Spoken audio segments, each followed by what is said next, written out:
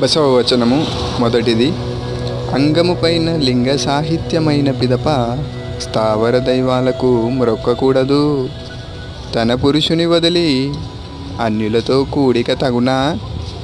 కరస్థలమున దేవుడుండగా ధరణిపై ప్రతిమలకు మ్రొక్కుతే నరకములో ఉంచుతాడు మా కూడల సంగమ దేవుడు.